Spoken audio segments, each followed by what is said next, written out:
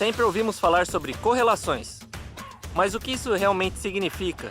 E qual a importância desse parâmetro no melhoramento genético animal? É sobre isso que a gente vai falar hoje. Meu nome é Rodolfo Assis, sou técnico da Berrante Genética, da Alta Genetics e do programa Embrapa GenePlus.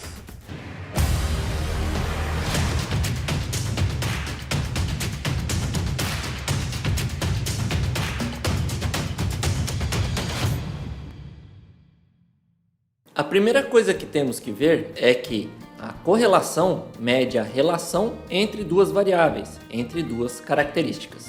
Vamos ao seguinte exemplo. Temos os seguintes dados de 5 animais diferentes, de peso aos 120 dias e de peso dos mesmos animais também aos 210 dias, fase de desmame. A gente pode distribuir esses dados em um gráfico de dispersão.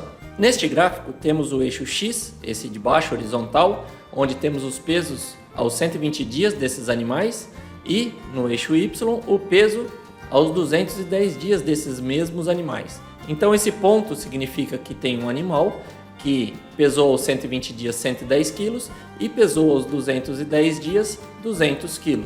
Verificamos que tem uma relação entre essas características que quanto maior uma, a outra também tem a tendência de ser maior. E para mensurar essa correlação entre essas variáveis, a gente tem a correlação de Pearson, simbolizada pela letra R minúscula. Não vamos ensinar aqui como se chega a este valor de correlação de Pearson, mas é importante saber que quanto mais próximos os pontos estiverem de uma linha reta, maior será esse valor, e ele varia de -1 até 1. Neste exemplo, o valor de R, de correlação de Pearson, foi de 0,97, ou seja, os pontos estão muito próximos da linha reta. Apesar de medir a correlação entre duas características, temos que lembrar que as correlações não vão nos revelar causa e efeito entre essas variáveis, entre as características, ou seja, não quer dizer que uma está causando a outra. Podemos ter alguns tipos de correlações. Quando há uma distribuição sem nenhuma tendência, temos que não há correlação entre as variáveis e o valor de R, de correlação de Pearson, será próximo a zero. Quando temos um aumento de uma variável seguido pelo aumento da outra variável, temos uma correlação positiva e o valor de R vai ser entre 0 e 1.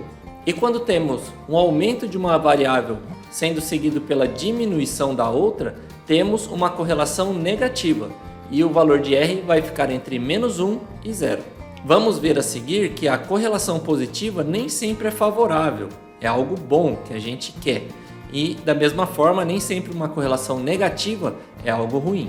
No melhoramento genético animal, temos 3 tipos de correlações: as correlações fenotípicas, as correlações genéticas aditivas e as correlações ambientais, que seriam tanto do ambiente quanto das genéticas não aditivas, ou seja, de dominância, de epistasia, entrariam todas como correlações ambientais. Vamos mostrar alguns exemplos reais de correlações fenotípicas.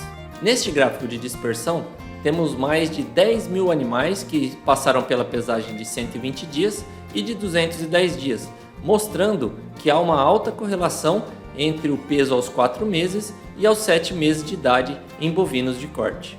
Neste exemplo, o valor de correlação de Pearson ficou em quase 0,8, mas nem sempre uma linha reta deve ser a utilizada para a explicação da correlação entre duas características. Neste exemplo, vemos que a relação entre peso ao desmame do bezerro e a idade da sua mãe ao parto é muito pouco explicada por uma reta e muito melhor explicada por uma curva, neste caso, um polinômio de segundo grau, e deve ser uma equação baseada nesta curva utilizada para se fazer algum ajuste. As correlações genéticas aditivas, que são as que mais nos interessam no melhoramento genético animal, são causadas por 2 fenômenos. O primeiro é a pleiotropia, que a gente já explicou e vai colocar o card aqui em cima para caso você queira acessar essa aula, que basicamente é quando um gene afeta 2 ou mais características. E a segunda, que a gente também já fez uma aula a respeito, seria a ligação gênica, que seriam 2 genes localizados no mesmo cromossomo e que essa distância pode fazer com que eles tenham uma maior ou menor correlação. Vamos agora apresentar alguns exemplos de correlações genéticas e a gente vai entender a importância delas para o melhoramento genético. O primeiro é um estudo de Bollingham e colaboradores de 2009, o qual utilizou os dados de mais de 19 mil bezerros Nelore e verificou a correlação entre o peso ao desmame dos bezerros e o peso ao nascimento. E esta correlação foi de 0,81.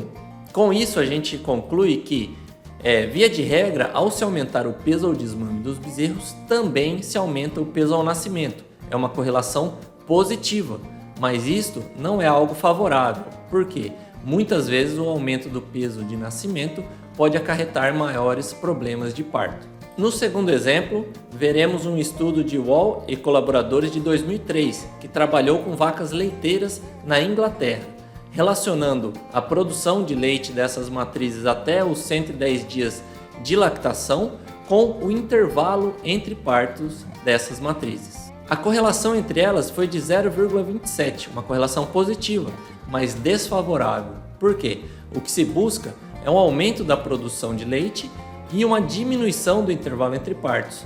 E como a correlação foi positiva, houve aumento de uma, também seguido pelo aumento da outra característica. E o terceiro exemplo que vamos mostrar é um trabalho de Kruma e colaboradores de 2007, que trabalhou com bois taurinos no Canadá. Nele foi estudada a correlação entre o consumo alimentar residual, ou seja, a eficiência alimentar dos animais, e o acabamento de carcaça desses bovinos. Neste estudo, a correlação também foi positiva, de 0,2 a 0,25, dependendo da metodologia. Mas essa correlação positiva também nem sempre é favorável. Isso porque se busca sim uma diminuição no consumo alimentar dos animais, mas a diminuição do acabamento pode prejudicar a qualidade da carcaça, principalmente em indústrias como a brasileira, onde que há uma rápida refrigeração dessa carcaça e se necessita de um mínimo de acabamento. Para concluir, temos que as correlações devem ser usadas para ajuste de fenótipos, como a gente viu, é possível se ajustar o fenótipo do bezerro ao desmame conforme a idade da mãe, por exemplo. Ele também deve ser usado para se traçar os critérios de seleção, porque sabendo principalmente das correlações genéticas, é possível saber quais características serão afetadas ao se selecionar uma outra característica.